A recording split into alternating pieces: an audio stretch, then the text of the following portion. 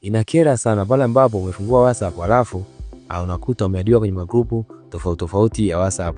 Alafu inakera zaidi pale ambapo unakuta mtu yule aliyekuadi kwenye magrupu hata haujasave namba yake. Basi leo nitaanza kuelekeza ni setting gani ya kufanya kwenye simu yako ili kuzuia mtu yoyote au mtu ambaye hujasave namba yake kwenye simu yako asiweze kuadi kwenye magrupu ya WhatsApp. Basi utafanya setting hii kwenye WhatsApp yako. Utatafuta hiyo option ya setting kwenye WhatsApp yako, na baada ya hapo utascroll mpaka kwenye kipengele kilichoandikwa privacy, na baada ya hapo utascroll mpaka kwenye kipengele pia kimeandikwa groups. Utakuta default setting ni everyone, kwa maana hiyo mtu yoyote anaweza kuadi kwenye magroup. Kwa hiyo sasa utachagua kipengele cha pili na cha mwisho. Kama utachagua kipengele cha pili ambacho ni my contact, it means wale watu ulio save kwenye simu yako ndio wanaweza kuadi kwenye magrupu ya WhatsApp.